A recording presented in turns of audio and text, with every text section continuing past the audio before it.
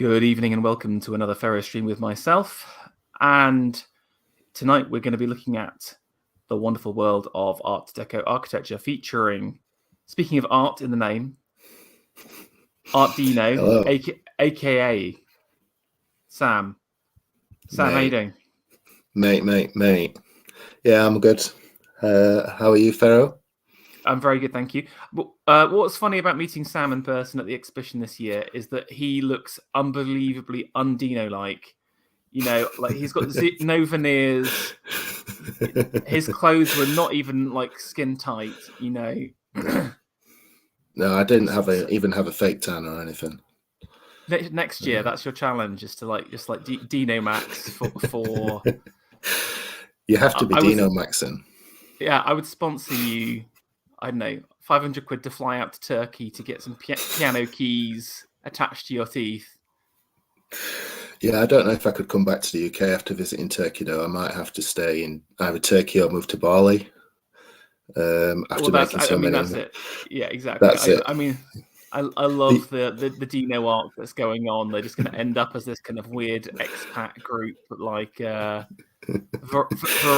Varangian mercenaries in a different country or something like that, you know.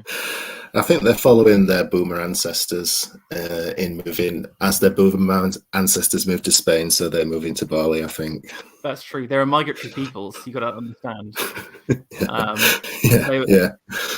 There is something to that, which is, I think, it's such an interesting subgroup because of their just kind of focus of money as a pure status thing. Like, it's I would potentially say they're the most like money focused subculture in the whole of the UK from the native population, and so it just makes sense that they'll all end up in Dubai or something like that, where they'll just be tempted by the kind of, you know, expensive jobs, and they can kind of, you know, low tax, etc.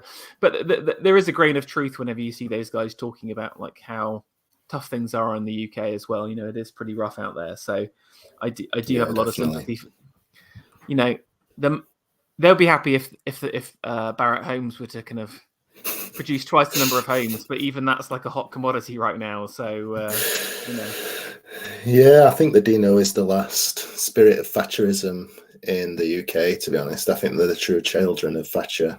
That's interesting. In the 21st century. Right, yeah.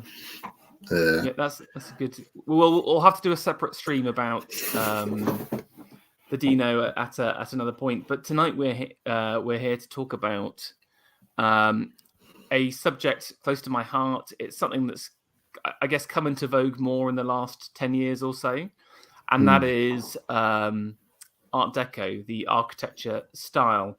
Now, I was going to start off, Sam, by asking you, when was the first time you kind of consciously recognized or heard about Art Deco? I think actually I probably saw it in my hometown because I think Art Deco became so it had a long afterlife after the 1920s and 30s into the 40s and 50s, and I think it found itself in a lot of provincial places as well, in cinemas and in places like that. So I think I probably came across it actually just in my hometown or in some city centre or something like that. I think it's quite prolific style. Yeah, I'll tell you where I first saw it, and that was watching Poirot with my grandmother. Yeah, definitely. And I mean, they managed to hit all of the major UK sites, I would say. If you've ever watched the series, there's so many episodes that they probably were like absolutely scraping the barrel for anything Deco related. But it's a really interesting style in terms of its popularity. I think obviously it kind of massively fell out of popularity, had a resurgence in the 80s again, and like a bit of the 90s with kind of like Poirot revivalism and stuff like that. From a architectural viewpoint, it's been very unpopular till the last 10 years, where I would say that there has been the kind of rise of like sort of some quasi neo-deco buildings. So really? Yeah, there's a few places. Maybe I'll bring up some examples later in hold on a second. You may have to fill some space while I kind of dig them out. But there's a few kind of new attempts at. But I mean, it's with all things nowadays. All of the kind of modern architects refuse to kind of commit to a previous style. They're always seen through the lens of scale and efficiency. So they always they take a few stylistic hints and then just like make it a little bit crap. So at best you get kind of like a thin gruel of deco today. But I would, but from an interiors perspective, it's kind of like very, very hot right now, and it has been for again like the last 10 years. So interestingly, there's a lot of eyeballs on it from the public sphere, but also from anyone on kind of Twitter. If you follow Elon Musk, he's always going on about how much he loves Deco. Yeah, I think it's the last. I would say it's the last great design style in Western civilization, really. Before the international style and the followers of Le Corbusier or the Bauhaus really took over, and that kind of functionalism or brutalism really took over the entire Western world and beyond. And I feel that Art Deco is probably the last hurrah in the 20th century of a real Western European or just generally Western style of architecture and design, to be honest. Yeah, definitely. And one thing I want to kind of keep bringing back as well is the narrative between building and sculpture, and this is something that is very important and something that I think is lost today. Is the interplay with architecture and sculpture. You know, Ruskin talking about sculpture, his viewpoint is that that sculpture itself comes out of architecture. So again, I'm not sure how his take. I'm sure there's kind of modern anthropologists tearing their hair out at this, but his take was that, for example, if you look at the Greek style, or and the Egyptians, they begin with relief works, which are tied to the building. Then the relief works become like bas relief, high relief. Then they start to make the sculpture in the round, but attached to the building. And then eventually the sculpture is freed from the building itself, but it's still within the vicinity. It's kind of like tied to the area at the same time. It's like part of a public square or something like that. So there's and I'm not sure how true this is. If you see, for example, like some of the like lion god sculptures of the caveman period or whatever, you know, Paleolithic. But I think sculpture, in terms of a modern tradition today, harking back to the ancients, has this very strong interplay with architecture. And I would say that Art Deco is, again, that kind of the last style before like that's really lost, if I'm honest with you. And a lot of, you know, buildings today would benefit massively from the reforging of well, I mean, they try and do it. You see it today, but like it's also like a quality of sculptor thing as well, if that makes sense. We're sort of we've lost that connection between the two, and also the sculptors they do bring on board are pretty rubbish. So, well, quality and craft was a huge part of Art Deco. Some of the people I'm interested in, like Ruhlmann, the kind of French Art Deco, they were meticulous about craft and materials and utilizing craftsmen as one huge project, one huge public project to best exemplify the crafts of France. And but I wonder if this exists today. The level of the level of craft available to architects and designers. I don't know if it's quite there. There are some really good craftsmen around everywhere, but I don't know if they're concentrated enough for something to draw on it quite in that way. Yeah, it's an interesting question, but let's save kind of like post like thoughts of the future for the end of the stream. I've quickly got. Let me just share my window a second. Here we go. Can you see this? Yeah.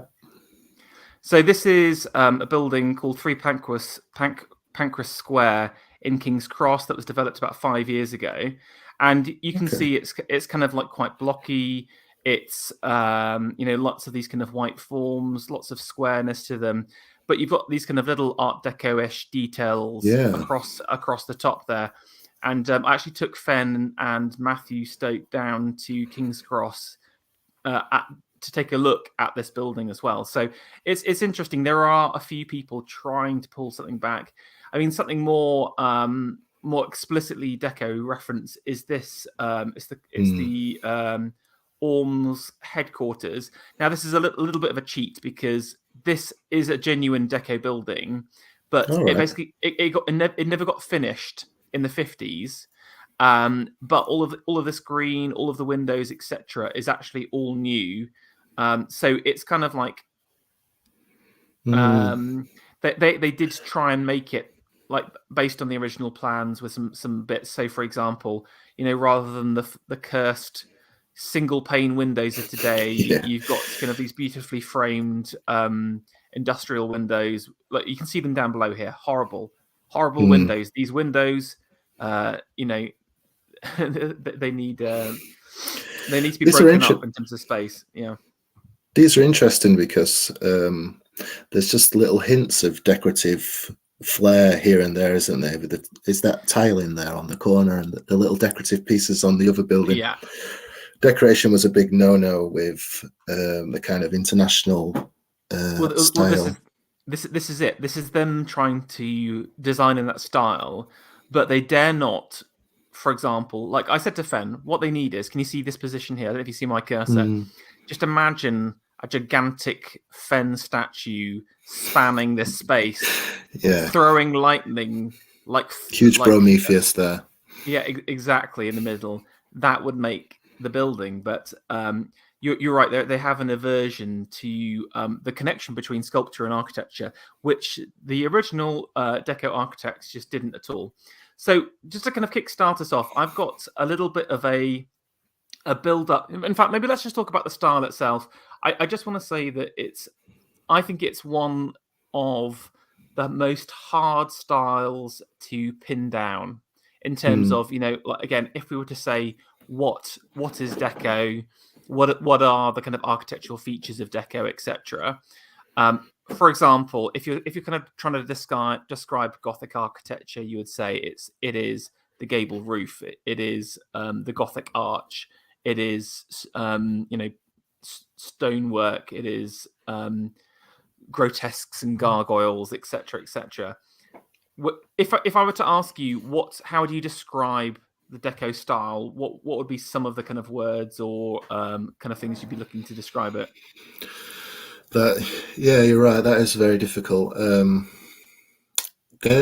I think the thing about Art Deco is that it is a very synthetic movement. It's unlike, in contrast to the kind of international style, it's not very dogmatic at all. It'll take influences from various sources, either it be ancient Egypt or Cubism or Futurism or anything, non-European cultures,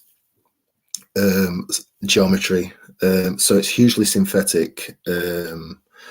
So I would say that there's a kind of an emphasis on geometrical forms and symmetry generally, but I think it's the non-dogmatic synthetic quality, not just of taking influences from everywhere, but also enjoining decoration and architecture and craft all together in one huge Gesamtkunstwerk.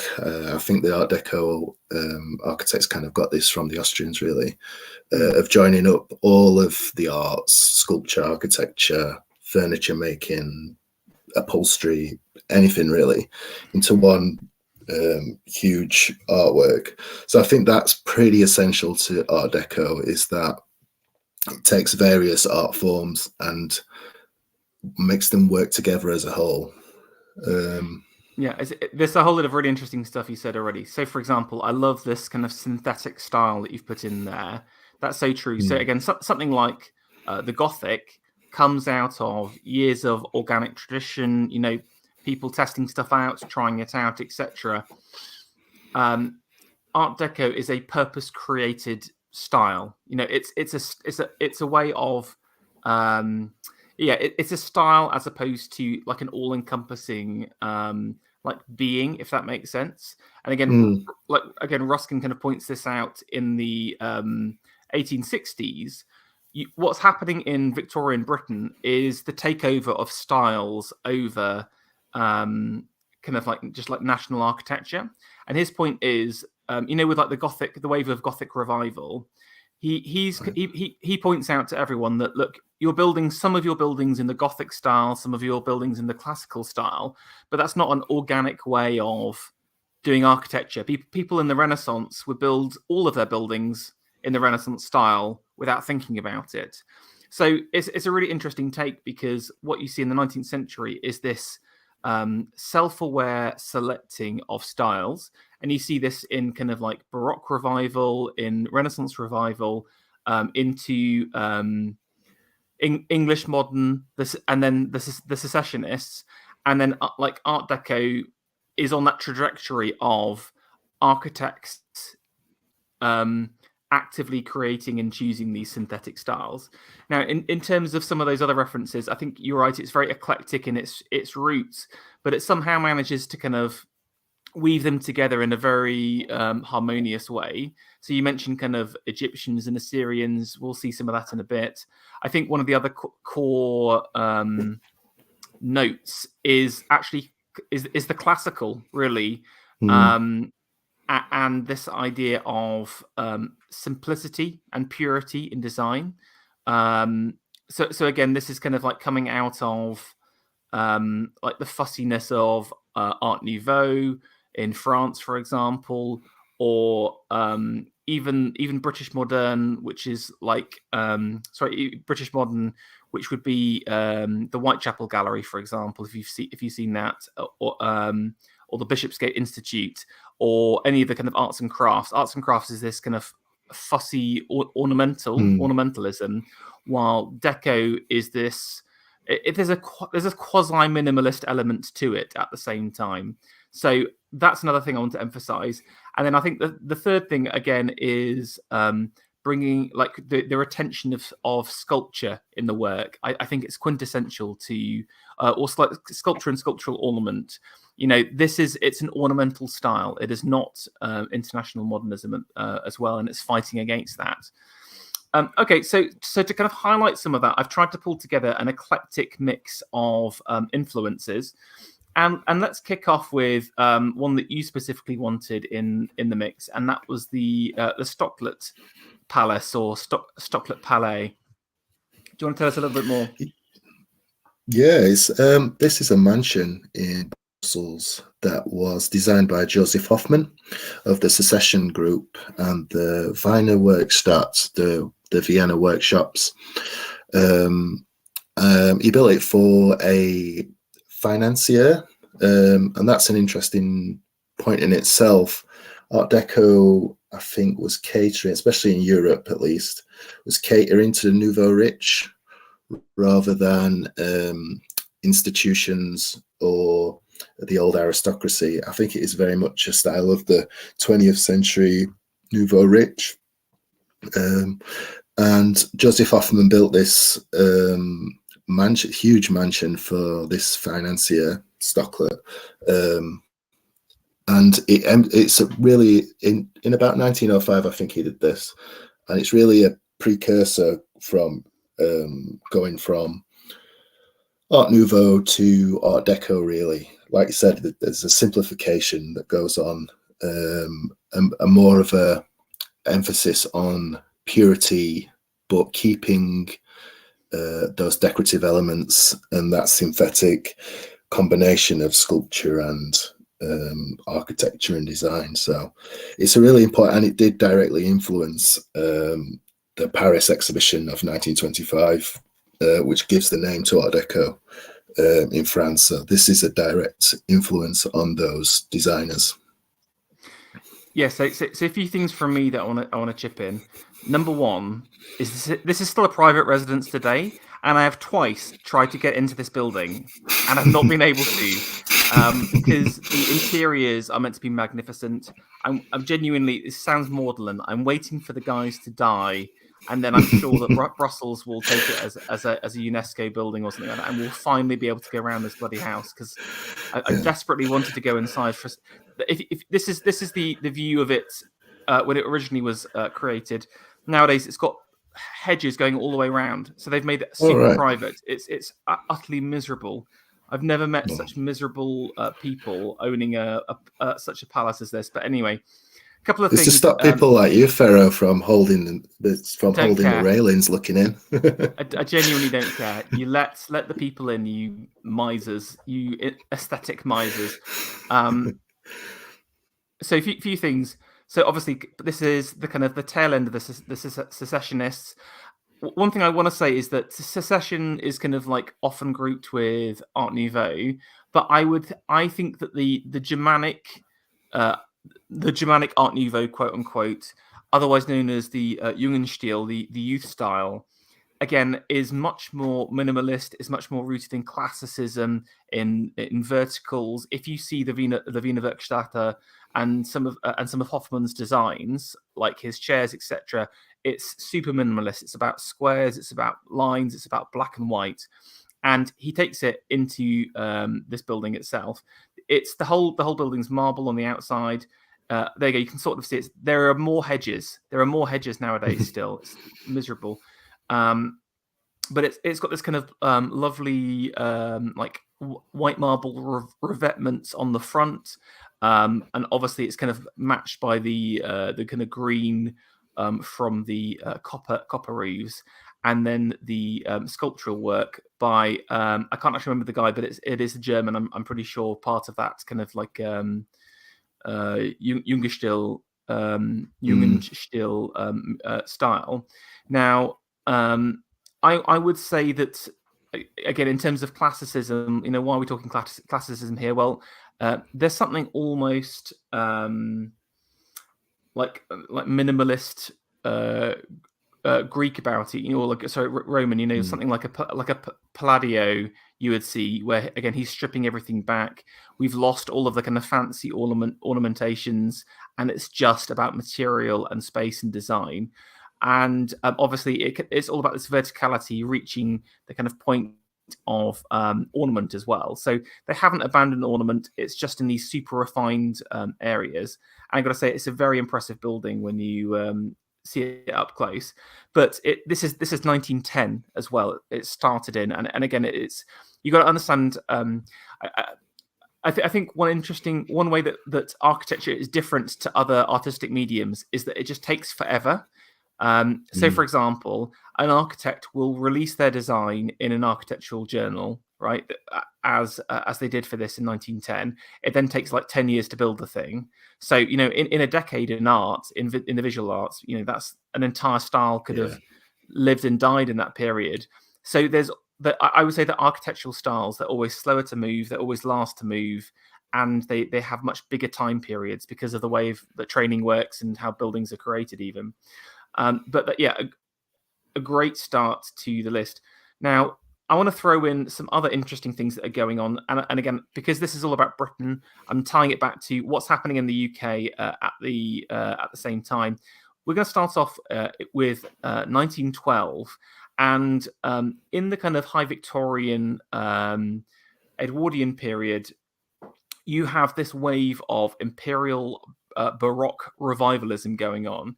Now, any of you that has been to Trafalgar Square may have seen this beauty, which is the Admiralty Arch, and it seems like a very old building, but it's actually created in 1912 by Aston Webb, who famously made the V&A as his other kind of big building. But you can see this is fundamentally a Baroque building which has been kind of lifted up. It has this kind of bombastic empire feel to it. This is kind of like Britain at its loudest and most rambunctious. It's also It's features almost some. jingoistic. Yes, you're saying it. You're saying it's like a bad thing there, Sam. I'm just joking. No. I think it's kind of got the last, like I said, the last hurrah kind of feel to it. And there's quite a few buildings like this, I think, around the area as well. I think the Baroque revival was pretty popular in Britain. Like the whole of Whitehall. Like again, just there's an absolute ton. But I think try and keep this in mind as we're looking through some of Britain's Art Deco buildings, because you've got to remember the way that architects are trained is they're typically, especially at this time, spend a lot of time under another architect. And so all of these kind of like the Art Deco guys were brought up on this, if that makes sense. And it sort of filters through. The other thing I want to mention is the connection between sculpture movements and architects. We've got a series of sculptural works by Alfred Stevens on the front here, which are very, very beautiful. You've got the new sculpture movement, Alfred Gilbert and Bayes, Toft, many others, all heavily involved producing stuff at the same time and tied into this movement. And I think one of the reasons why that sculpture has a big part in UK Deco is because of it's coming out of these kind of Baroque traditions. Now, going back to kind of like more pure Deco, I would say that one of the most kind of revolutionary buildings is this 1913 theatre in Paris, famous, of course, for the banana dance. Sam, have you ever seen the banana dance before? I can't say I have seen the banana dance, unfortunately. That involves a woman in a rather skimpy attire, featuring a string of bananas around her waist, dancing to jazz music. That's the French all over, though, isn't it? Well, this is it. But yeah, do you want to take us through? Do you know anything more about this at all, or I can tell us a little bit as well, if not? I'm not quite familiar with this building, but it seems to have a lot of the features you've been talking about, and what it's got in common with the building you've just showed us, the Baroque building from the Mall, is the integration of sculpture and architecture in one. Yet you couldn't get a building that looks more different from the one we've just seen. It's totally stripped back. It's almost just a cube with two cylinders attached to the sides. And did you say this was a theatre? Yeah. So basically, it was kind of like a jazz venue. So I think what's interesting is like the different paths that France versus Britain were on. And I think Britain was very self-confident. I know you were saying that the last building was a last hurrah, but I'll tell you, in 1912, it didn't look like that on the global scene. They just didn't know what was around the corner regarding the war. And Britain had this kind of self-confidence. You know, I always think that good art is tied to, you know, these periods of, you know, we know what we are and we're this kind of thing. You know, these moments of the golden age. Yeah, exactly. Well, that's it. Art always happens around these golden ages because it's about confidence as well. And Britain was very confident at the time. The French it was interesting because they've had like 100 years of self-doubt or confusion. So you've got lots of the kind of Baroque revival style buildings, but you've got a lot of people wanting something new at the same time, and this is the kind of precipitation of it. I mean, again, structurally, I mean, you're right. It's lost all of the kind of Baroque fussiness, but I do want to kind of point out here. Look at these. You've got these pilasters across here, and you've got two series of windows, again highly ornamented. But look across here. You've got the pilasters have been retained. You've got the two windows. It is actually a classical building, but one where a lot of the ornaments been refined and like focused in. And like you said, it's about these bigger forms. It's, you know, what is the form of this? Well, it's a crescent. what are the forms here? We've got a big box, a rectangle, and a circle. It's much more blocky. Again, even this, can you see across here? This is like a large cornice, which again is straight out of the kind of Greek vernacular. Now, one big area of difference is, we mentioned about sculpture here, but this is all modern sculpture with modernist sculptors.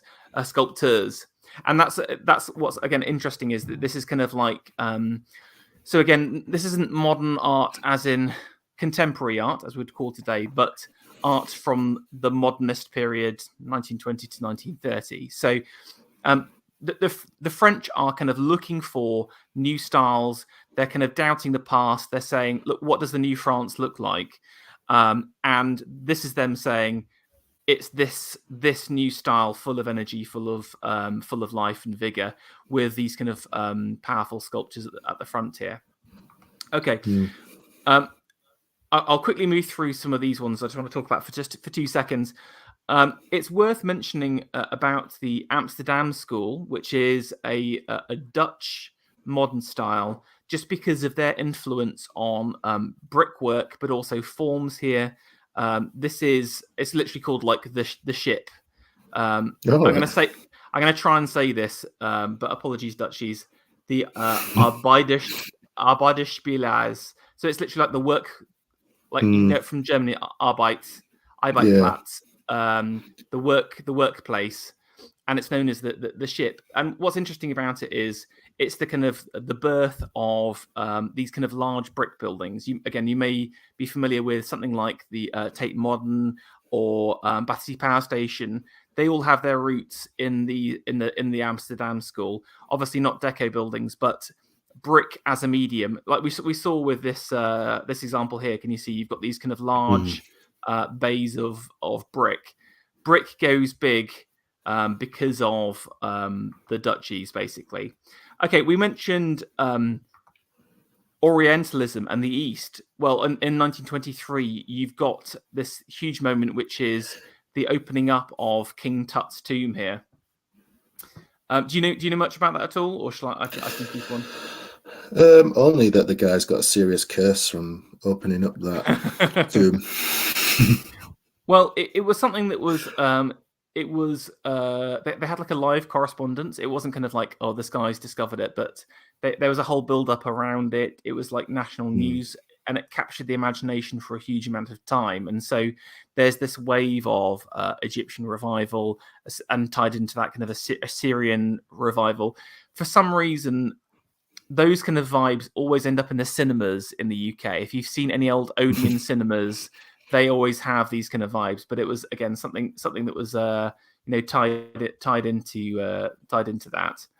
Now, when people think about deco, they always think about the Yanks, even though it is really like originally a French school. As we've seen, we've had the French working on it for 10 years, really. But it's undeniable that the Americans have this kind of powerful, powerful view on it and powerful style. So, what's your thoughts on the American deco, and any comments on that? Yeah, I think the America really changes Art Deco. It definitely changes as a transition from France to America. It's much more concentrated, from what I found, on the machine aesthetic, and about a kind of giganticism or monumentalism, exemplified by the skyscraper itself. And I think it's much more tied up, unlike the French Art Deco, with a kind of decadent elite, perhaps in Paris. The American Art Deco, I think, is much more wedded to a kind of collective, democratic collectivism, or kind of national style. Definitely linked with the idea of like the progress of the new democratic American state. But also there's also room, I think, for the kind of the tycoon as well, within that whole kind of idea. But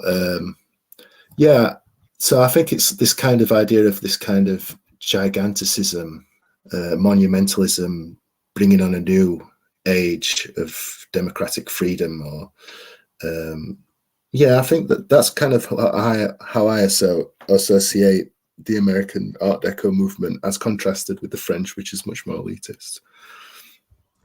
Okay, interesting. This building, of course, is the American Radiator Building.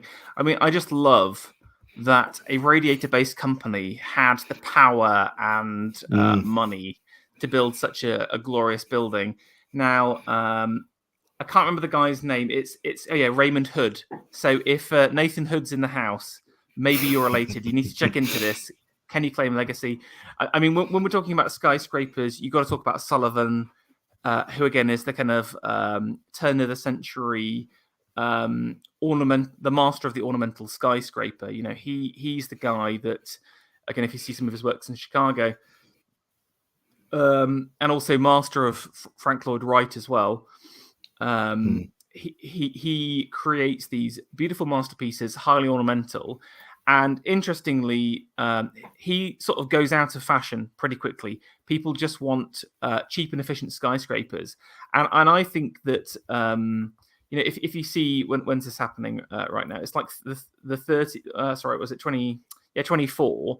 This is like really, I think about 15 years after Sullivan. Deco is some way a bit like a reaction against the kind of wave of boring skyscrapers that the whole of America has been exposed to. And again, if you check out some of Hood's other buildings, there's a definite Gothic feel to some of them as well. I mean, this is interesting because it's this is some of that kind of I would say like Assyrian style architecture. Just the use of black brick is just so bold. It's geometric. It's it's something in its own right. I think it's an amazing. This is one of my favorite American buildings, actually. It's a show of power as well, isn't it? Don't you think? Yes. Especially from these big corporations and concerns that are emerging in America at this time. To have this as your office, you go to work every day to this building. You're doing something that's going to affect the country around you. Yeah, and it's interesting. Look at the penthouse there. This is it. We will have a soiree on the penthouse of the American Radiator Building. Yeah, it's interesting that it's a radiator building as well. A company that mass produces objects for the masses. Whereas I think French Art Deco is much more concerned with public buildings like theatres or perhaps institutional buildings. There's a real industrial feel. There's very much tied with industry and commerce and the power of that gives as well, I think, in American Art Deco. Yeah, that's a good shout. The other vibes I would say are the use of colour. Like, again, we've seen with the French school, it's very much more about simplicity and a focus on sculpture and form, while the Americans love the bombastic nature, these kind of bright colours, these dark colours, eye-catching, something that's going to stand out.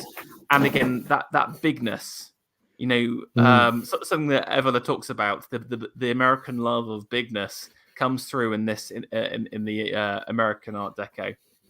Okay. And there's less classicism as well. As the French, I think, are they're captured by the neoclassicism of the Napoleonic age or the age of the Sun King or something like that. Whereas I think America and part of American identity is about being a bit of a blank slate, where that classicism isn't really having as much of an influence on them, especially the new democratic age of the progressive America. No, that's a great shout. Now we've come along to 1925 here, and this is Deco's stepping out moment. And I know that you want to talk about the Sam, so I will let you take over. But my take on the whole thing is, this is all. Sorry, most of what we talked about now is post Second World War, and basically the French get wrecked.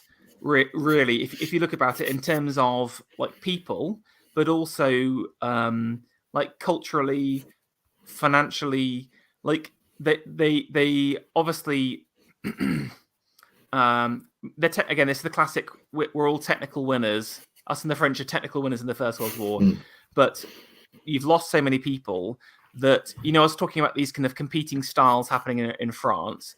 Only really the modern schools survive, and by the 20s, this is like almost a decade later, after the war, people.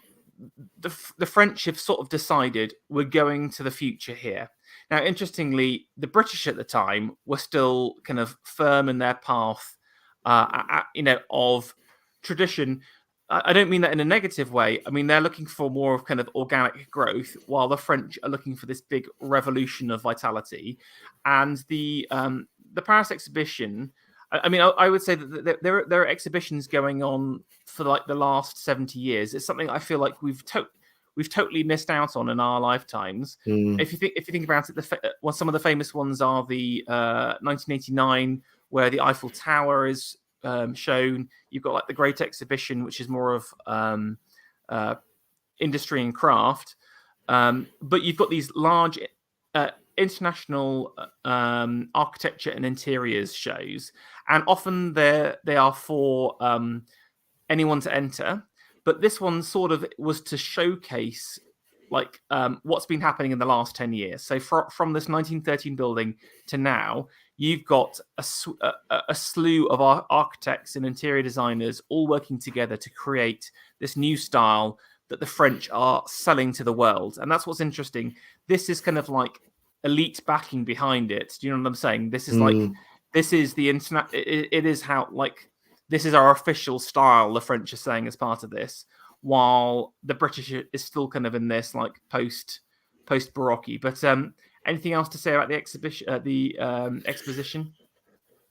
No, I'd agree with you. I think it was a exercise in French nationalism to a certain extent. The Germans were excluded from this exposition. They weren't allowed to enter. And I don't think America even sent anybody. So it was really French focused. And there's an idea in some people like Ruhlmann and in the people that were around him that France was the grand nation that was going to lead France into the future. I think probably that wasn't on the cards for France at that time, but like you said, they decided on going into modernism and going into something new.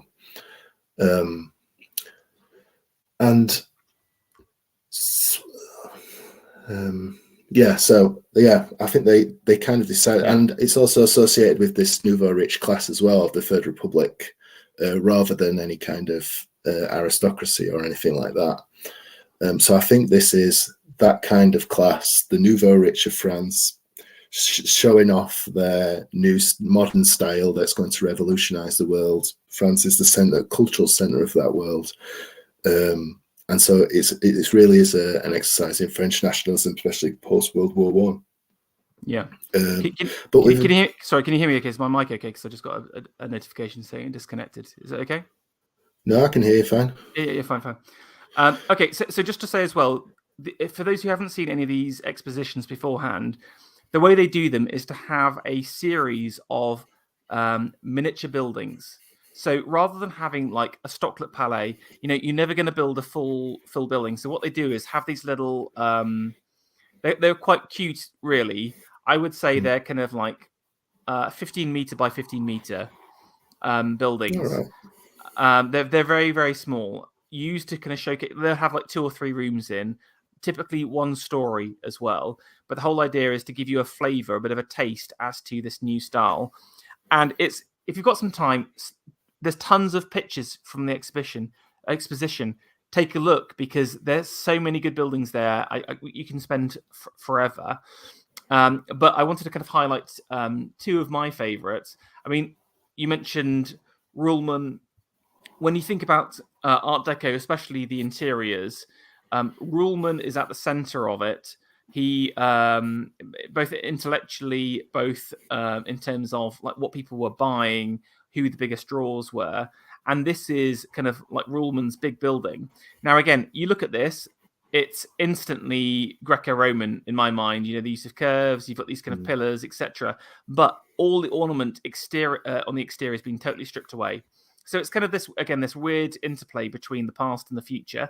But where the ornament is allowed to shine is in the modern motifs. You've got a series of friezes, again, these kind of like low relief friezes, something again you'd see out of the Parthenon. And again, the use of sculpture, but in the modern style here. So you can see these beautiful, beautiful women there, all with these kind of like ovoid faces, which are kind of leaning onto modernist sculpture of the time.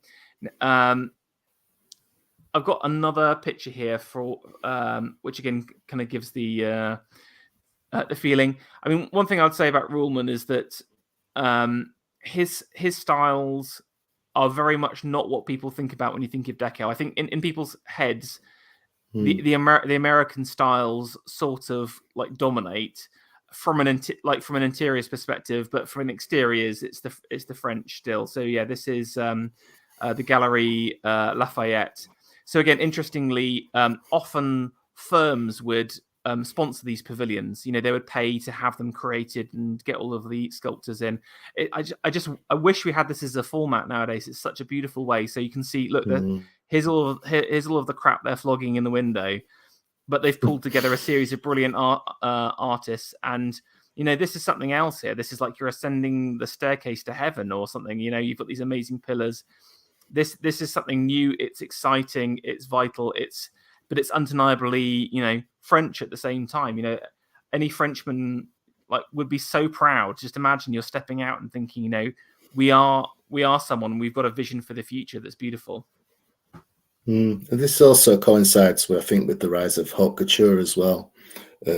Those houses that design fashion and all that kind of stuff are having a bit of a renaissance. They're really getting they're really successful at this time. So Ruhlmann is very much a part of that as well. I don't know. I've got a quote from Ruhlmann that might be interesting for us to look at. He said this regarding the elite and the middle class. It is a great mistake to turn to the middle class to lead the way or float ideas of taste.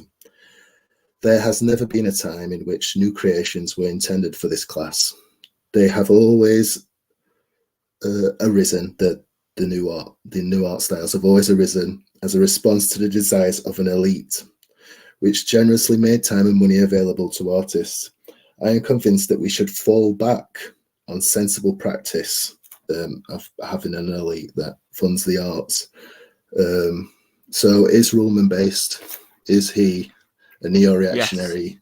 Yes. No, he's just a sensible man that recognizes sensible centrism, where he gets his money from. I mean, I would say Britain's a little bit different because our middle class was always more wealthy than the French. I'm not trying to flex on them, but it's just true.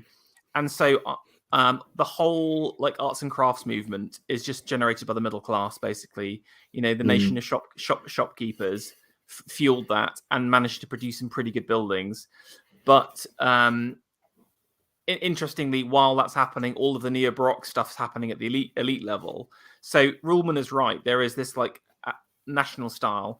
And again, this is something I keep going, not to kind of get on my soapbox already. You know, in the age we have, the worst thing about our elites isn't that they are tyrannical authoritarians, which they are. It's that they have no taste whatsoever. You know, I could live under the worst tyrant if at the very least he was producing some beautiful buildings for me to look at every single day.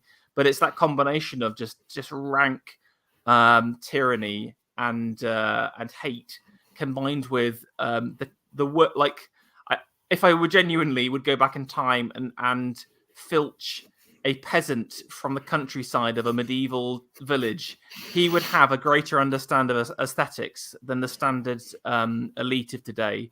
You know, and sort of again going back to the Dino represents this. He is the man with money and no taste, ultimately. Right. Let's. So that's our. So go on. Sorry, just one more note on the exposition and maybe a linking in with what you've just said.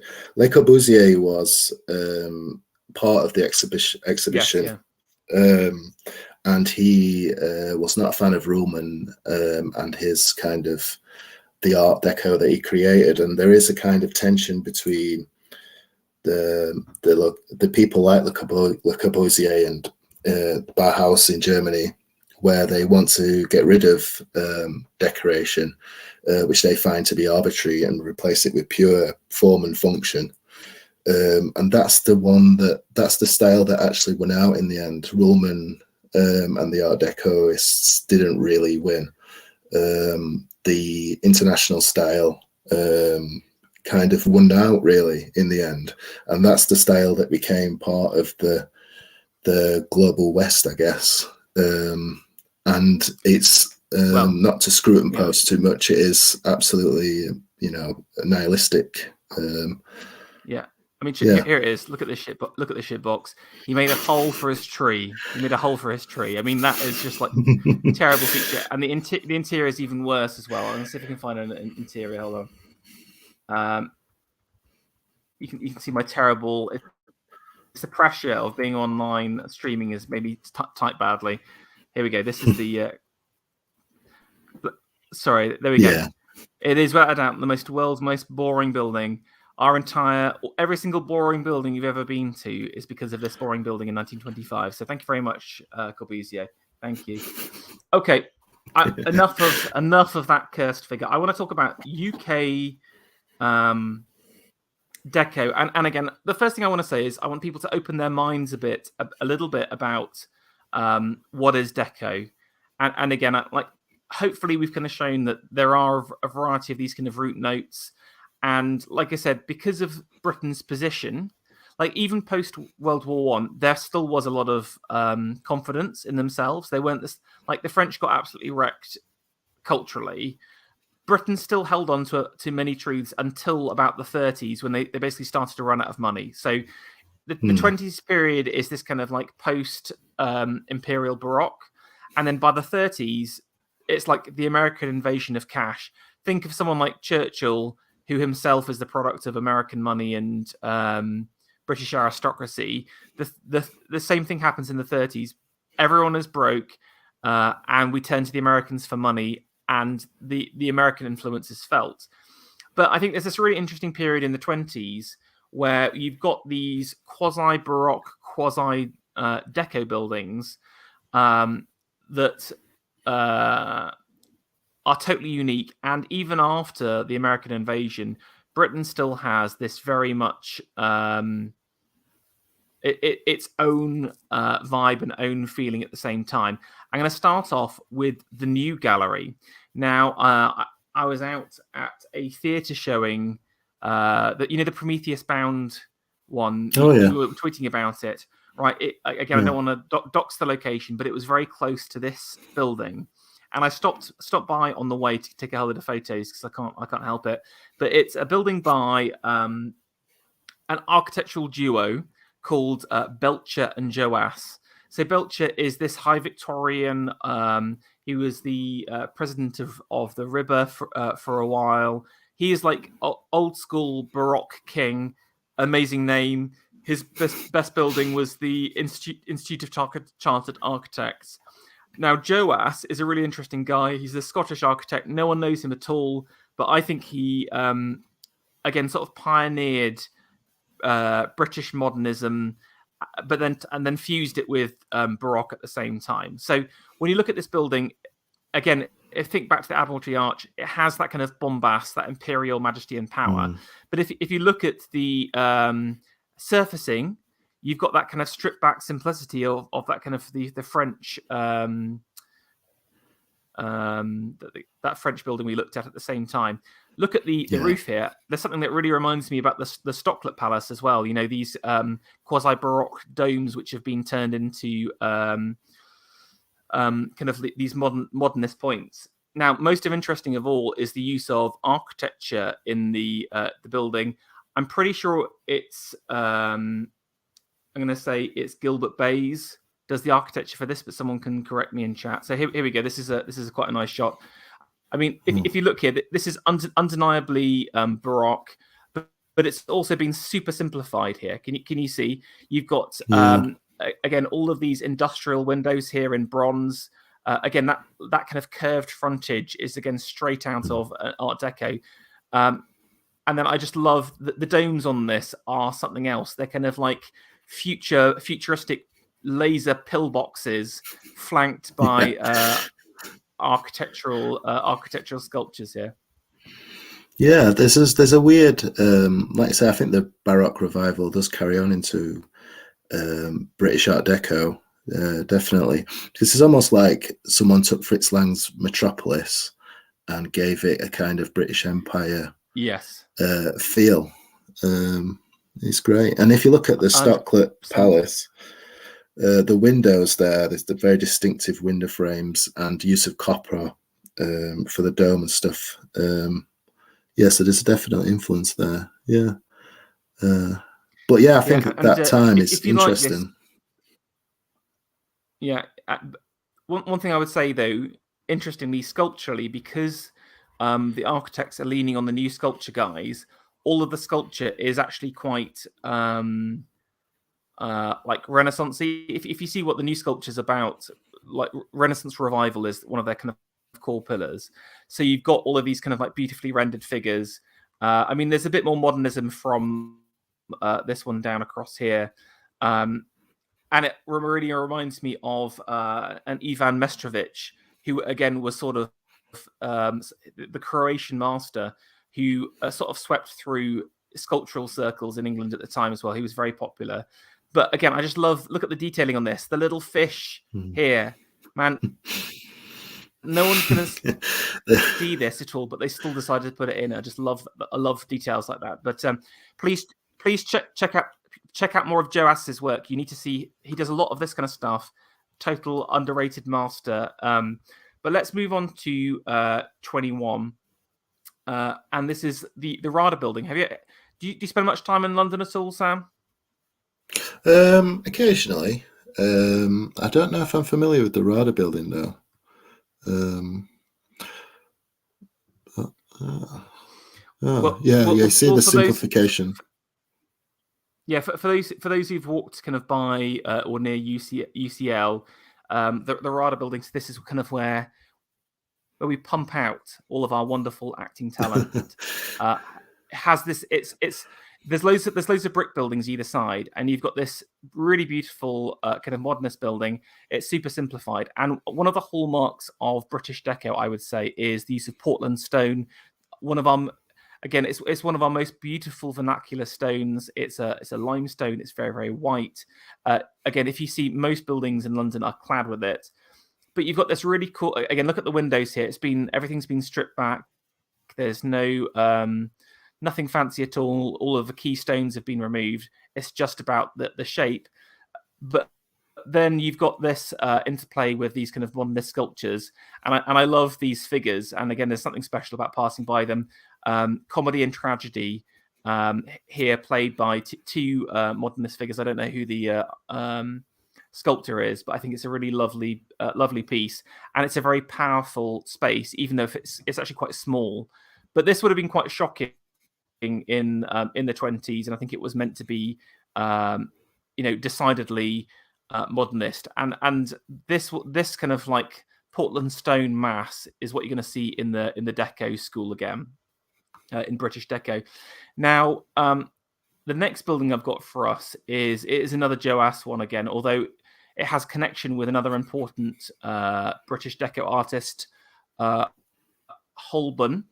And this was originally the governor building for Rhodesia, aka, I'm not going to say that the fake name for it, as a Rhodesian loyalist here. But this is another Joe Ass building, one he did by himself. In fact, it was originally done actually for like a health. It was like a health building of some kind. Now, what's interesting about it is obviously these again elements of classicism here, but again it's done in a totally modernist style. So you've got your pillars, you've got your columns, but you've got these kind of huge arches arches allowing light in. I mean, look at the kind of the size of the windows. It's like this is not a classical building at the same time. It's a modernist building built from built by someone who has a legacy and a history of classical designs. But also importantly are the sculptural works, where a young Mr. Epstein was involved in creating them. I don't know if you're a fan with Mr. Rock Drill himself. yeah, Mr. Rock Drill, yeah. So there's a futurist link here with this building.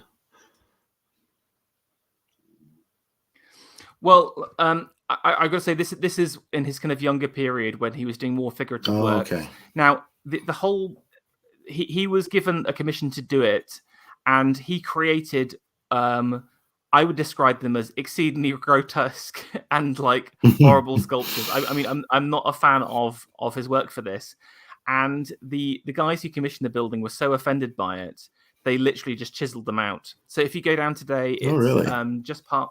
It's on the. I think it's on the Strand, on the way to the Strand. If you go from Trafalgar Square, and if you look, it's kind of got this kind of really cool.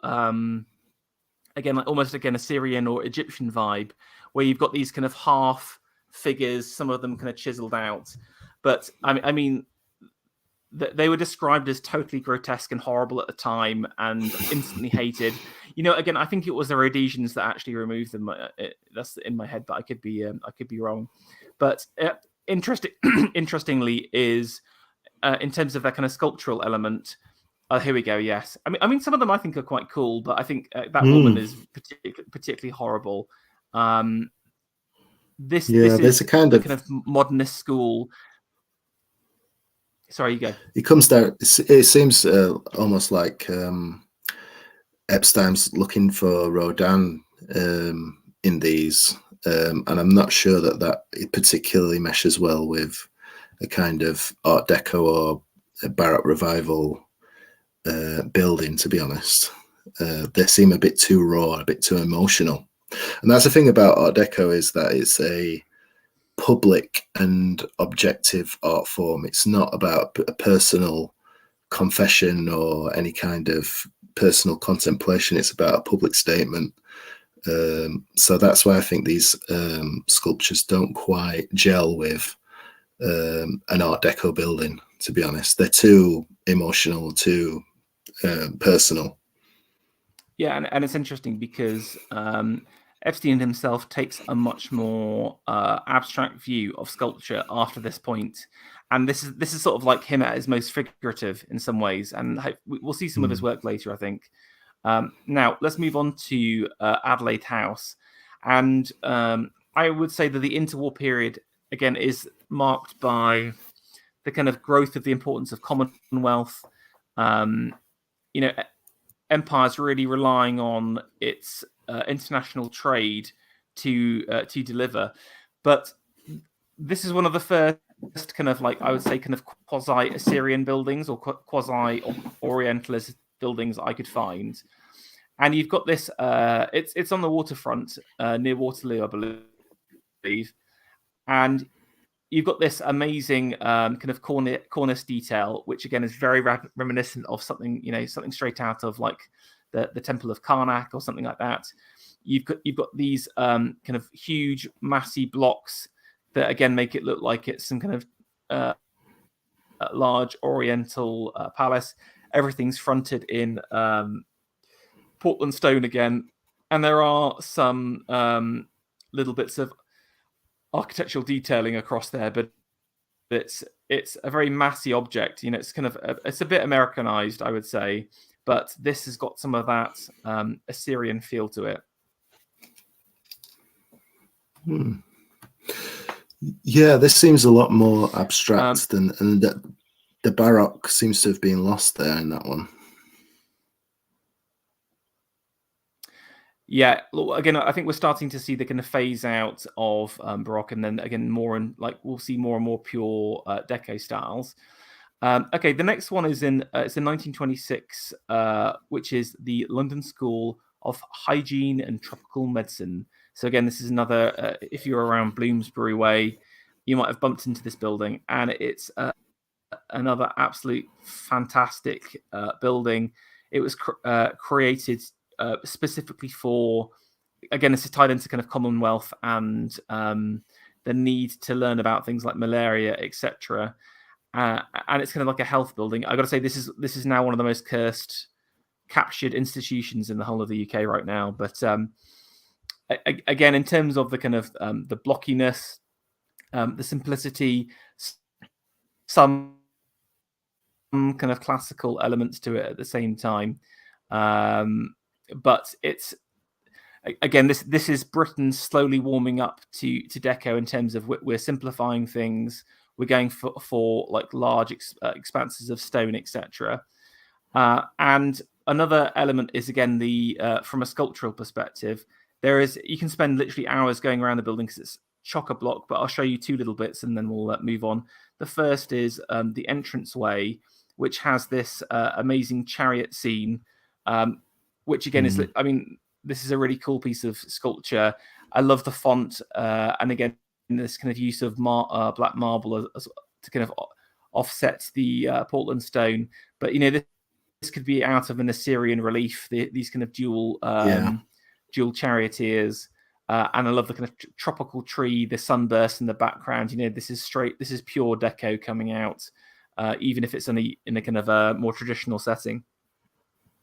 Yeah, it seems that the British style, and typically the British style, is taking a more organic and evolutionary, gradual approach, whilst the French is taking a more dogmatic and kind of almost ideological approach, where people are writing manifestos and stuff like that.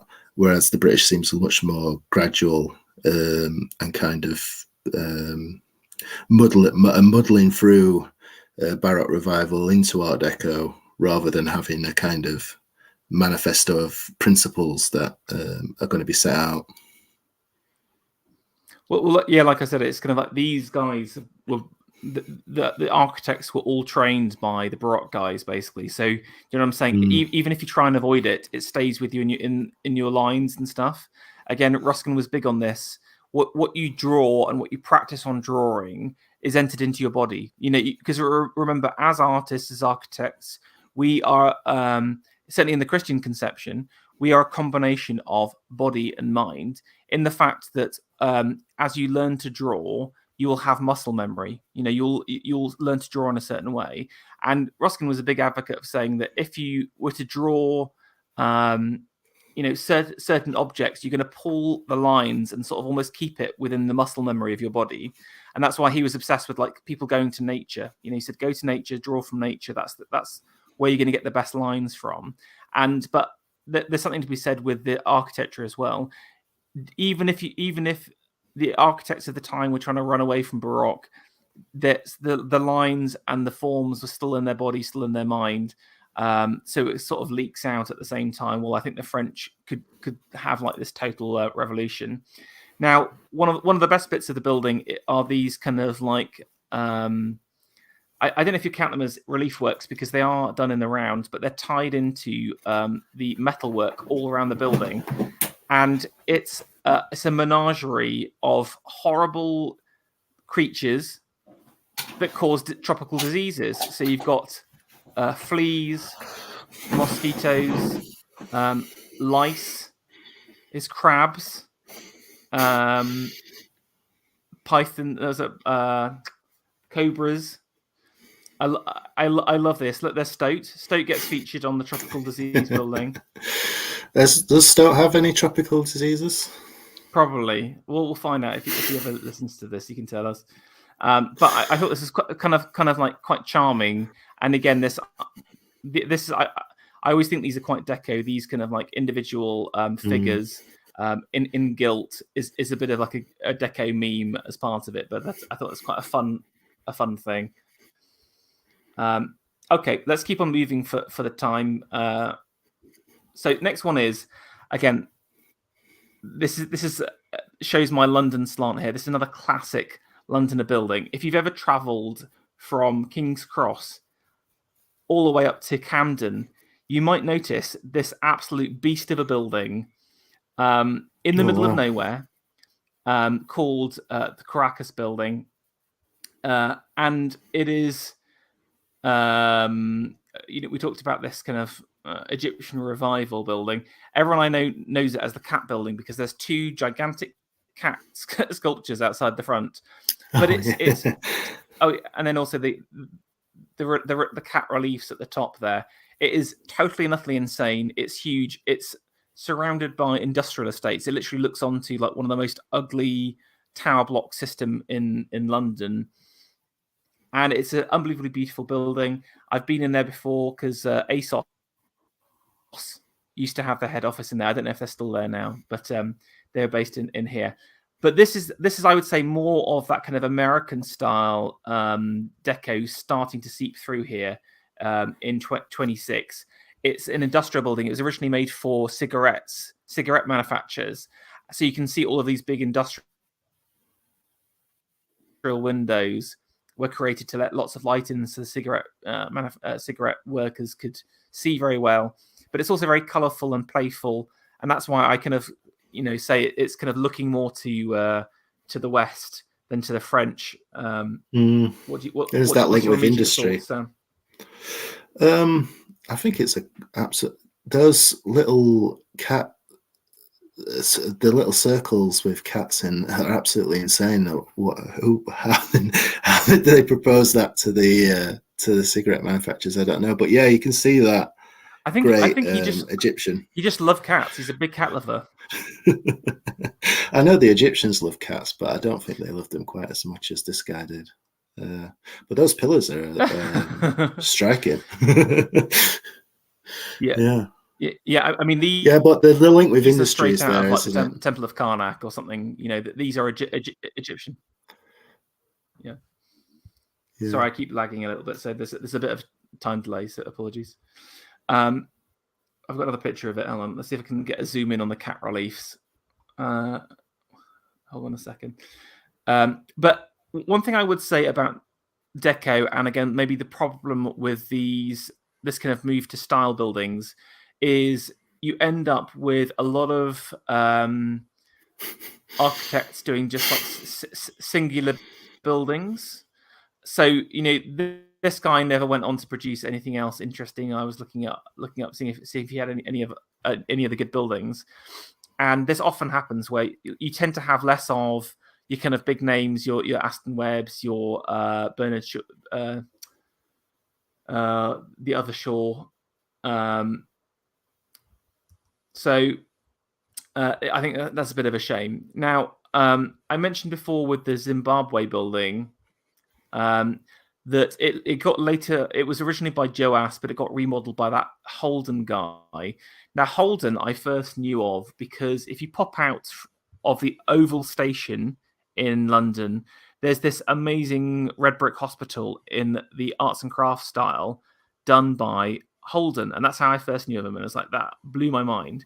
But interestingly, he started off not in the kind of from the Baroque vein, but in the arts and crafts. But then by the 20s, sort of moved on to Art Deco, and I would say that some of the most archetypical like British Art Deco buildings are from Holden. Now, the building itself is the London Underground HQ. I don't know if you've ever seen this before. This, until like 5 years ago, was operating. This was, in some ways, was the cursed heart of TfL. But it is actually an amazing building, both like structurally and also from a sculpture point of view. Now, I think what Holden does here is takes again some of that kind of Baroque imperial majesty, and then again combines it with the kind of simplicity of deco to create something very, very unique here. So again, you've got all of this mass, this kind of the wide expanses of Portland stone here, but combined with the kind of industrial windows, but it's got a lot of height to it at the same time. So again, I would say it's sort of less fancy than the French Art Deco, but it's got like a majesty and a power to it that you don't see anywhere else without the height. Like Americans go just like the bigness, but Holden never builds that high really. Now, one of the reasons why this is an amazing building is the sculpture on it. He gets a dream team of Epstein, Gill, and I think Bayes is involved in there as well to create a series of sculptural works on it. And again, this is one where you can spend hours looking out for the sculpture. Now I think it's the four winds, east, west, north, and south, which are these kind of like horizontal sculptures across there, and then there's kind of like allegories of like night and healing and stuff like that. And these are like super. This is the real showcase of British modernist sculpture, basically. Some of the best that we've got on this building. So again, it's really interesting for me how Holden has this kind of. It's a massive building. It's big, but he still keeps sculpture as a key part of the building, if that makes sense. Now, let's go back to something more. I would say kind of like Assyrian-y, maybe a bit more American. And in the 20s, you've got the real rise of like media in a big way. So in Victorian times, yes, basically there was the Times, which dominated the newsstand, but there were hundreds of local affiliated newspapers. The Guardian that some people read today was originally the Manchester Guardian. We know it was a local newspaper, and there were papers for every single town. In the 20s, there is this big consolidation where you've like all of the big names today are formed, and this is the Daily Telegraph building that was created off the back of it, done in 28. It's obviously on Fleet Street, which is at the heart of the press industry. But it's a really interesting building in the fact that it has, I would say, definite Deco vibes, maybe some kind of Assyrian feel to it with some of the columns, etc.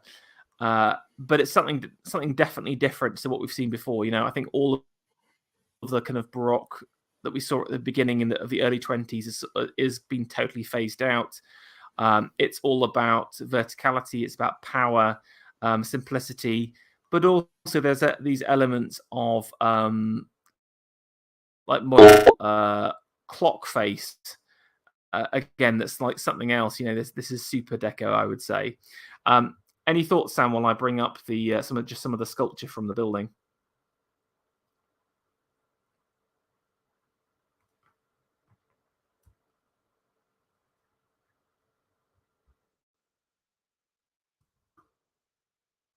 Can you hear me, Sam? No, maybe he's gone. But you can see across here, we've got this kind of like super modernist like face on the front of it.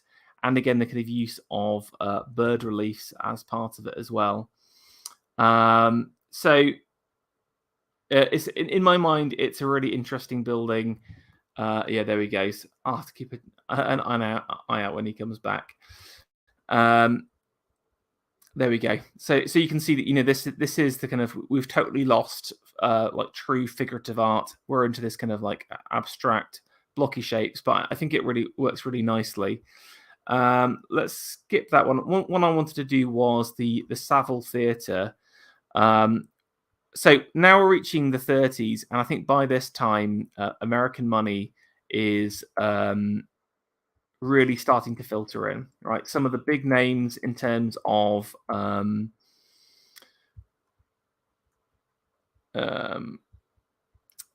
in terms of the kind of brand names you'll have heard of start to kind of go through. You've got cinema becoming a huge experience across the board. And you can see here, you've got this kind of wave of cinemas coming through. Now, this is the Shaftesbury Avenue Theatre. I think it was originally a theatre which then got turned into a cinema later on.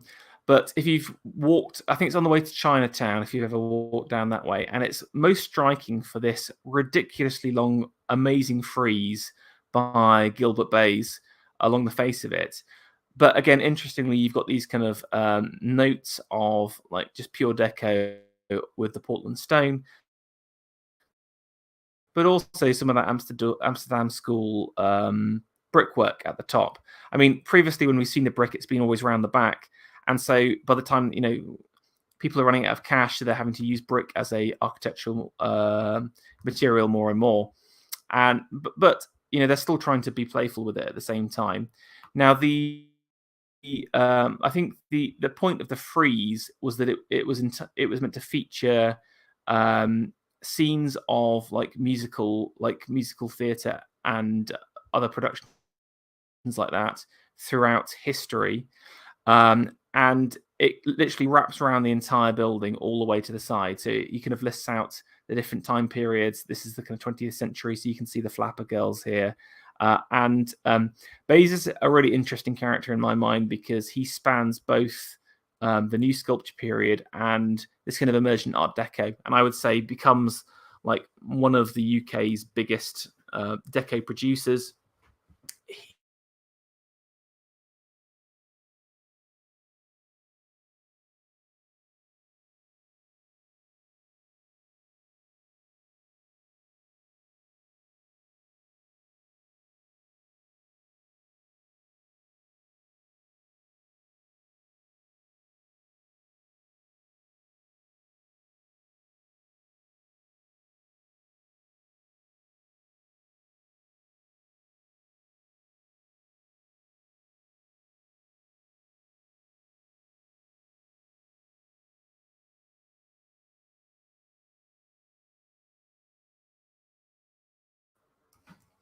Sorry about that. It can hopefully people can hear me now. So I mentioned about the kind of invasion of America. By the time the 30s seems to kind of cut in, you've got a number of Americans buying up property and old British companies, and you've got the creation of a number of large Americanized buildings, and this is one of them. This is Unilever House, which you might have seen on. I think it's it's opposite the Embankment. I believe it's now used as like one of the spy institutes. But what's interesting about it is it's this kind of last throes of Imperial Baroque. So you can see again, look around the kind of the doorway here, but there's a definite Deco feeling to it in terms of the industrial windows, the amount of space devoted to windows, etc. But one of my favorite parts of the building is on its side is this amazing horse sculpture. Sam, I think I can see you in chat, but you need to connect your mic and cam before I can add you to the stream, according to StreamYards. So this is the kind of I think it's meant to be like fortitude or something, or no, maybe it's energy, and this is strapped right to the front of the building. It's this kind of powerful Shire horse being held back by two figures, and again, you wouldn't describe this necessarily as like true modernist sculpture, but again, certainly the horse has kind of been stripped back and kind of refined in a slightly Deco style. Now, we can't talk about UK Deco, sadly, without mentioning the British Broadcasting Building.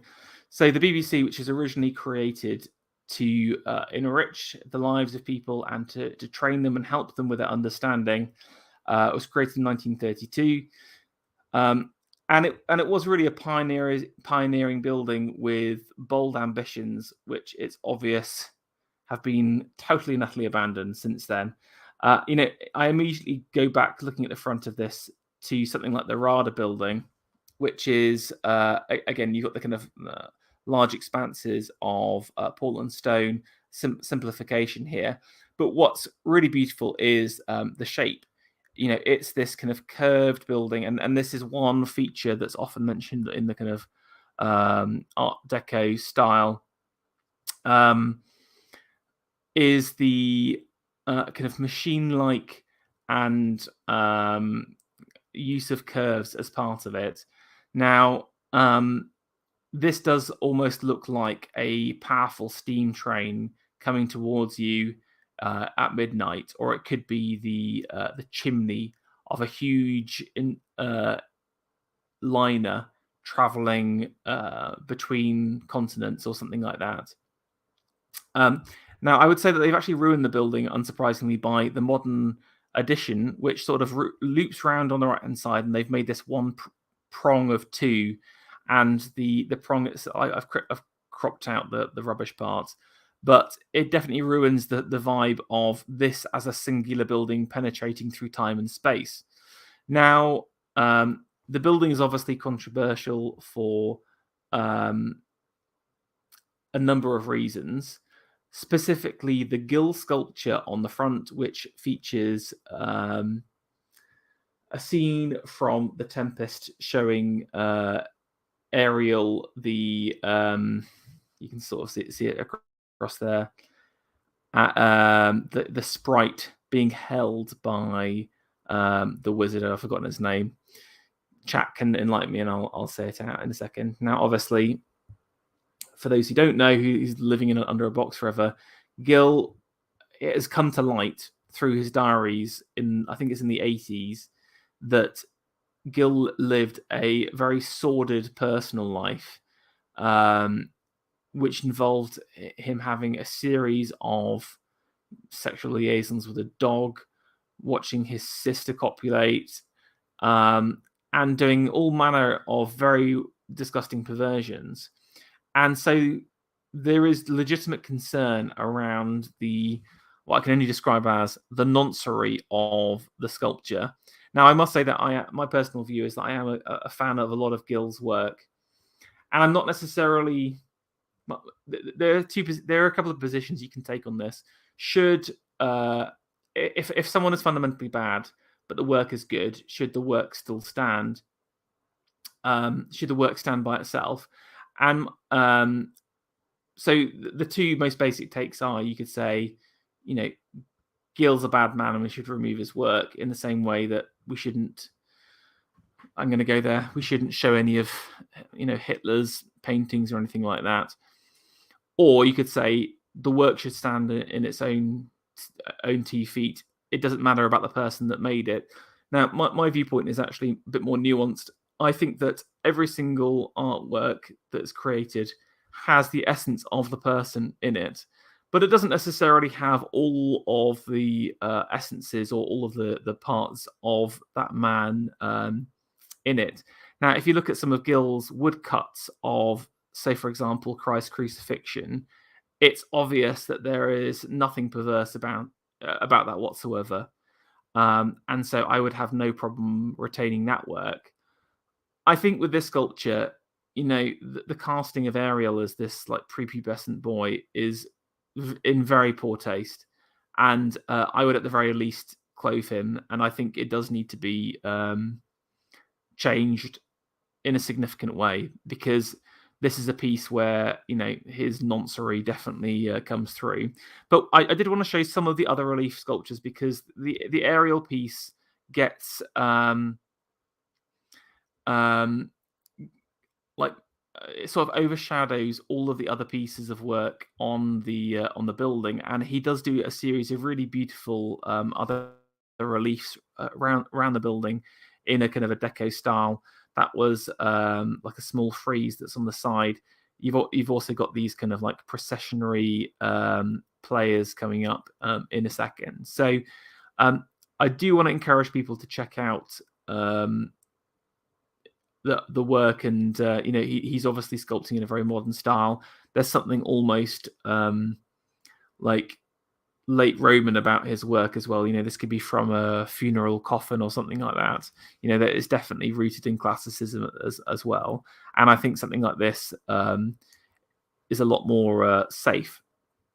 Now, I think like I said, I talked about the rise of media, and I think one of the most impressive deco buildings that we have is the Old Express building on Fleet Street.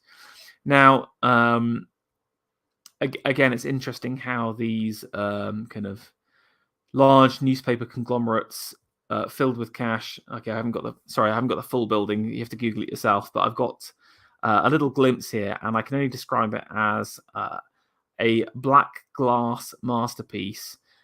It's very, very curvy. It's all about light, but also it's about ornament at the same time. And it's a very impressive building. As you kind of walk down the street, it immediately jumps out at you. I might just see if I can quickly Google another picture of it. Excuse the unprofessionalness of it. But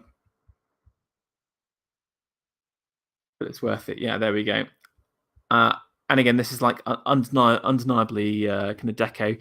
And as you kind of go down Fleet Street, it's quite different to everything you would see. You've got these amazing curves either side. I mean, one thing that's obvious is the total lack of ornament from the front of it. So there's kind of allusions to cornices across there, but it's been simplified. So I think the one big negative for this building is the ornaments being absolutely kind of pulled away from the exterior. But I would say that as you enter the building, the lobby is magnificent. And again, you can only get into it at certain times of the year, so do check it out.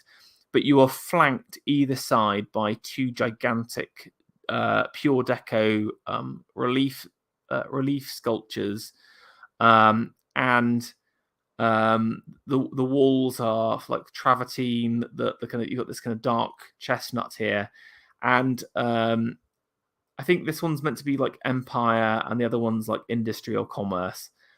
And these could be like as part of like some kind of Assyrian temple, gilt bronze, and like you've got all of these kind of like different parts of empire being brought here with the different shields, etc. You've got kind of like I don't know, some Sikh turban wearing Sikhs, part of the Raj, etc.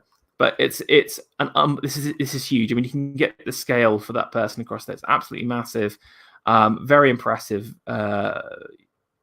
and also the ceiling is silver as well. Let's have a look at the other side. So while the actual building itself is super stripped back and kind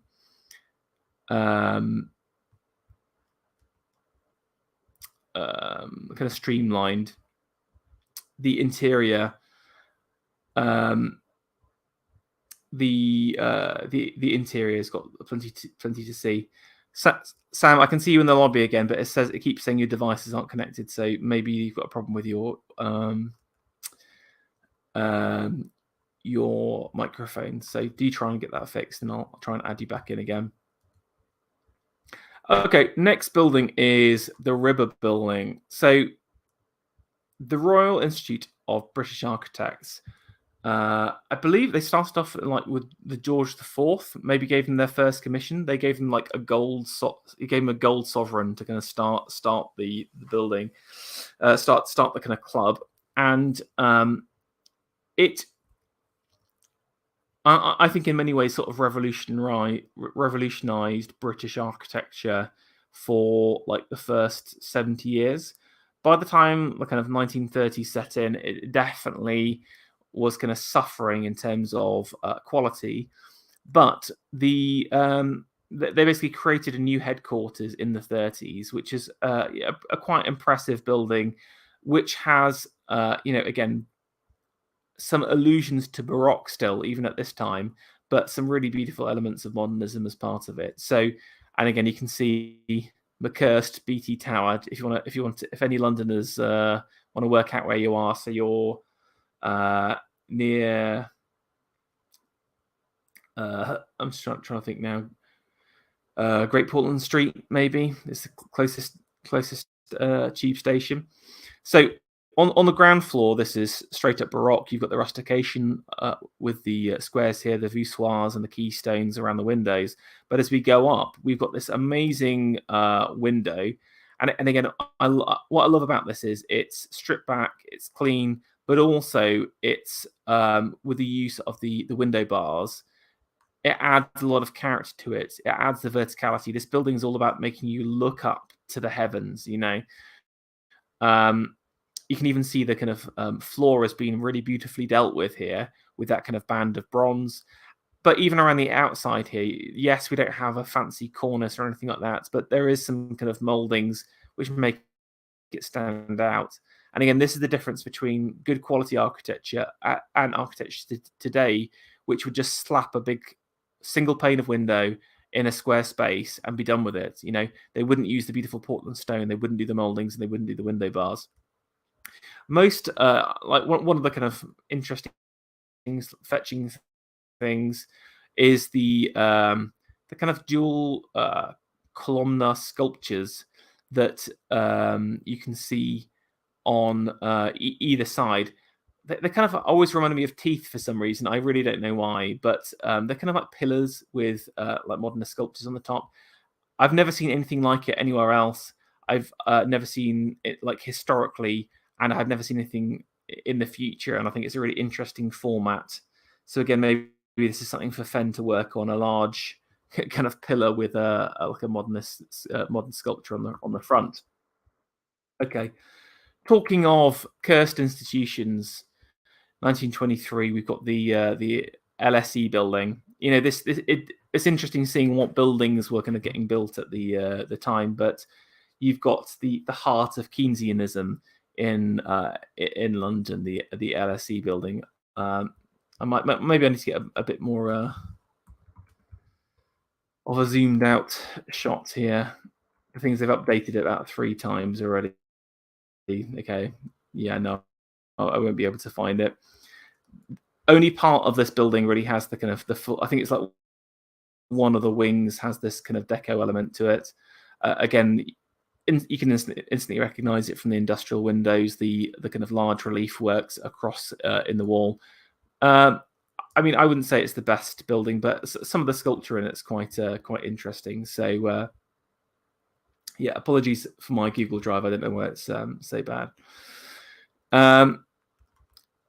Let's go to the next building, which is the Derrys and Tops department store.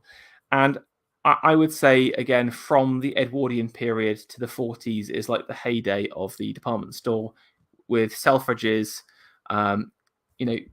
becoming a national icon. That's built in more of a classical style, but the entranceway, interestingly, was redone in 1930, again by Gilbert Bays. If you're ever in Oxford Circus, take a look at they've hidden it all up now with stupid boarding everywhere, but it's one of the most magnificent entranceways in the whole country, all in bronze, all in a quasi-deco style. The department stores always, again, have more of those Baroque leanings still. Again, it's about height, it's about power. But again, you can see here that certainly sculpturally, there is a huge amount of modernism in the building itself. This is on High Street, Ken. So, you know, maybe you've walked along from Exhibition Road, from Hyde Park, work your way around here. But rather than popping into High Street Ken Station, take a bit of time to look at all the different elements of relief sculpture and bronze and ironwork. I mean, I would say that British Deco also has outstanding ironwork in it as well. It's a real heyday and peak of figurative ironwork that you just don't see nowadays. Nowadays, you'll hear people talk about, oh, here's some ironwork, some Deco style ironwork, and it will be a cursed laser cut slice of nonsense.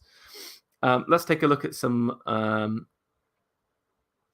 This may take forever. We might just have to look through some of the pictures here, but you can see a couple of like foundry guys here pouring stuff in.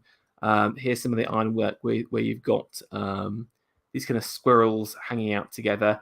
I mean, certainly these workers. This has this might as well be on some kind of Soviet realism Stalin-esque building. But again, by the kind of the time the 30s kind of kicks in, definitely has those kind of vibes at the same time. And also there are these kind of like really delightful deco reliefs built in. And yeah, you can see with a number of animals at the same time. I'm going to move on to okay, I'm going to try and load these up in the background, maybe see if this will work instead. No. The next building is the Moorfields Eye Hospital, which is in Shoreditch, and this isn't the actual original building. It's an extension by George V. And again, it's an interesting fusion of the last heyday of Victorian faience work and like deco forms. So faience work is the shiny glazed brick that you might have seen everywhere. I mean, they normally do it in kind of green, but it was particularly popular in hospital and buildings where cleanliness was needed because soot and they thought germs would not stick to the shiny surface of the glaze. So if you think about London being full of smog, this building would be kind of shiny and white constantly. And I mean, the actual form of it isn't hugely deco, but it's again dragging in all the right directions. Interestingly, there's collaborations with Gill in a number of places, including this very kind of small relief work, which gets inserted right above the entranceway here, where you've got Jesus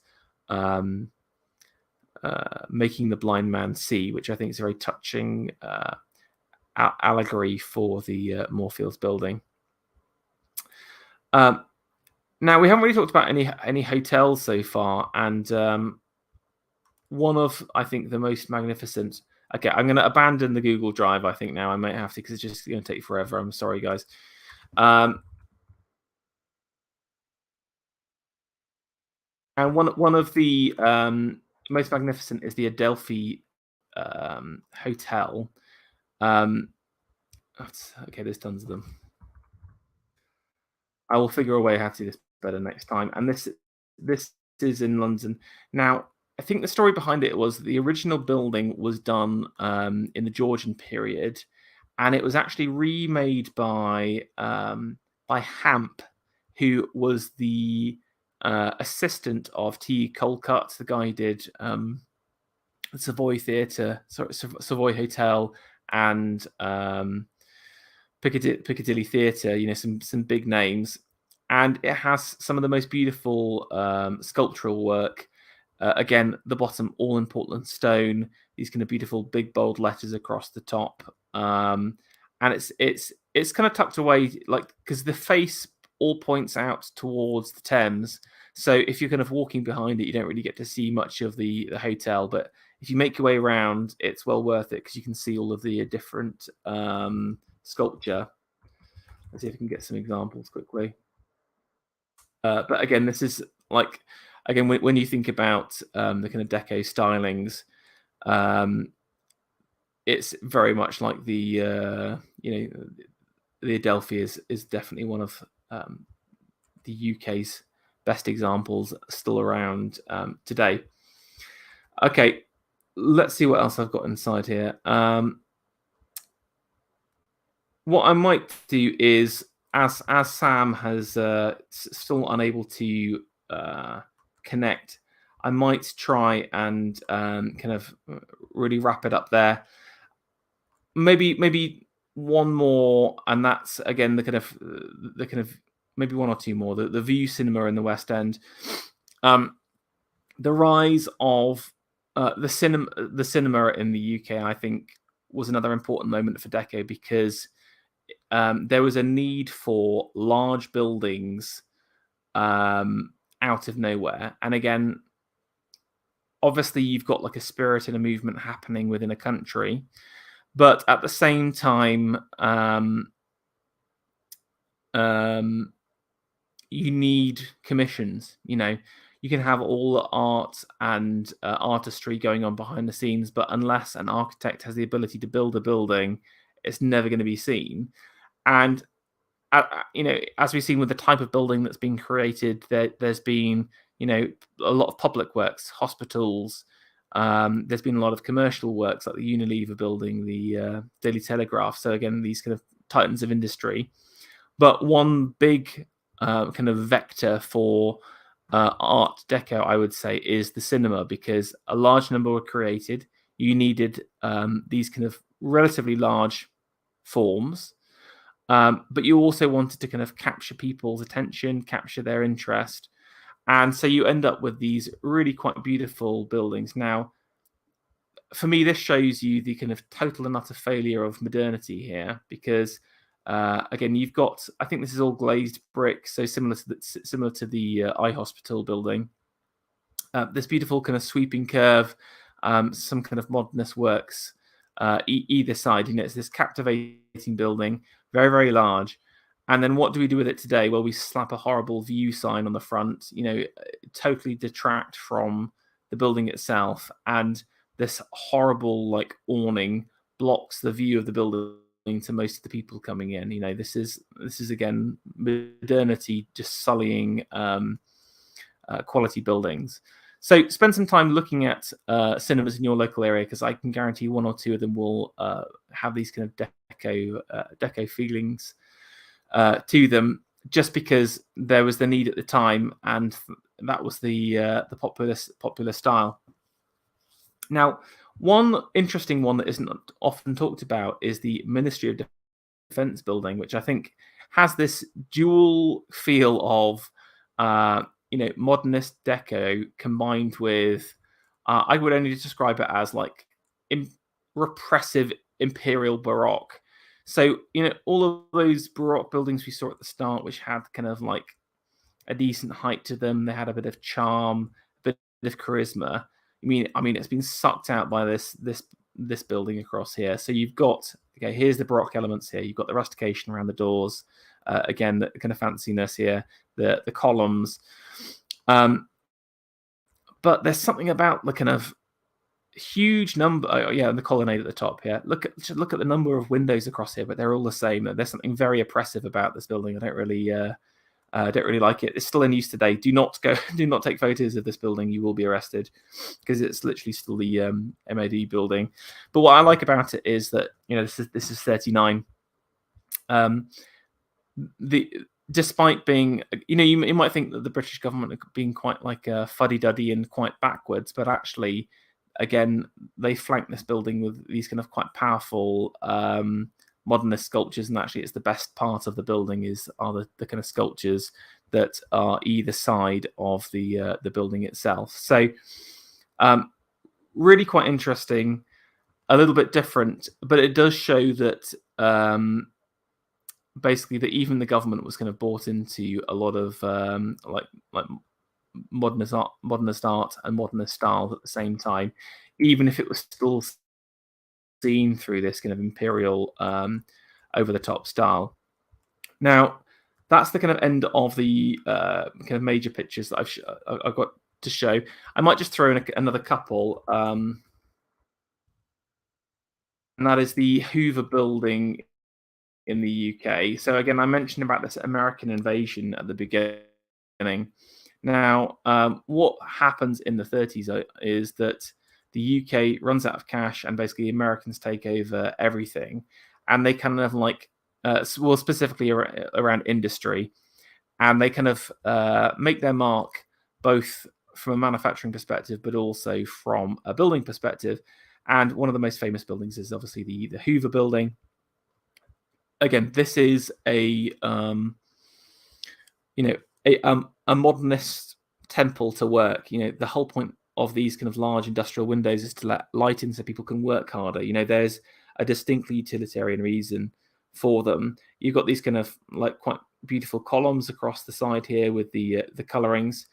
Interestingly, the use of color was suggested by this is the time period where you've got business managers like Maslow coming in and trying to like optimize work for people, and they worked out that actually having a bit of color in the entranceway was going to massively increase the amount of like productivity and work that was going on. So it was kind of interesting. This is kind of like the first meat hooks of American capitalism coming in and making its mark. I mean, I think it's an interesting building. I mean, it's as with all things, it's been turned into flats.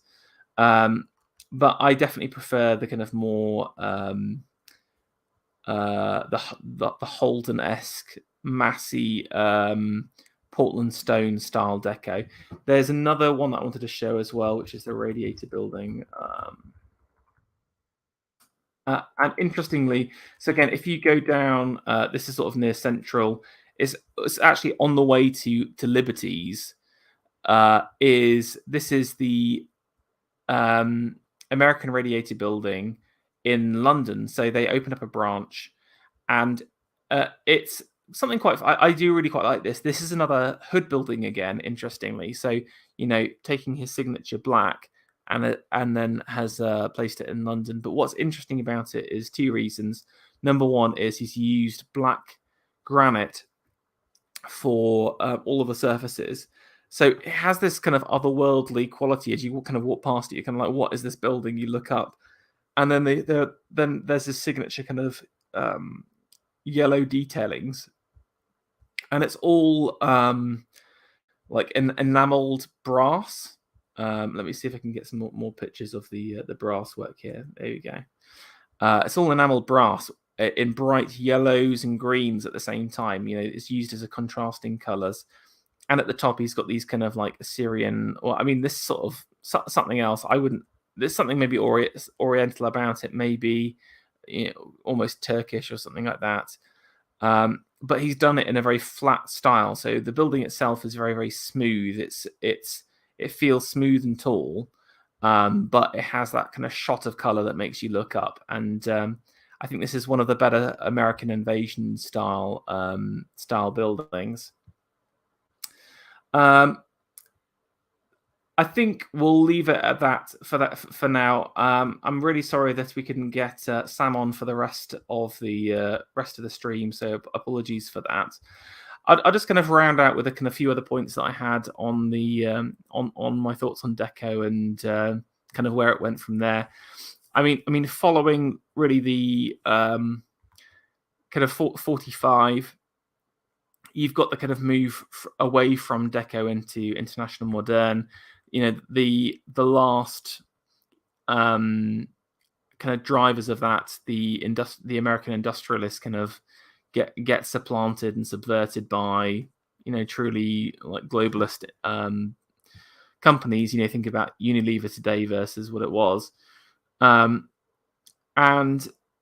they all adopt the Corbusian style, international modernism as the go-to style. So there are still lots of kind of like quite late Deco buildings, especially. I mean, one thing we haven't really looked at homes and hotels. There's a huge number of examples of that you can look into in your own time. But I wanted to focus on these bigger public and more impressive works because they sort of set the scene for the rest of the country. But what is lost, I think, is the kind of use of ornament in an effective way. And I think what's interesting about Deco is ornament doesn't have to be over the top and fussy. It doesn't have to be like a Sullivan-esque wall of objects and shape. You can have something simple like that last Radiator building. I think is very effective because its forms are very simple, really. But it still manages to create impact and create interest in a cost-effective, very cool way. And like I said, most of the buildings we saw had some sculptural element to it, and this idea of the architect and sculptor working hand in hand, and that's been totally lost. And like I said, there are a couple of examples where modern estates, modern tower blocks will slap on some like horrific contemporary artist's work on the side of a building. Again, I'm thinking about like some of the big new estates around King's Cross in London are worst examples of this, where if they do add a sculptural work, It's always after the effect. It's kind of like, we'll make the building first and then slap on the artwork second.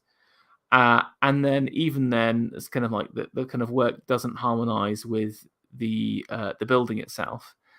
And I think Deco for me is the last great sculptural architectural style. This combination of architecture and sculpture working hand in hand to creating something harmonious and beauty with meaning just beyond a plain box.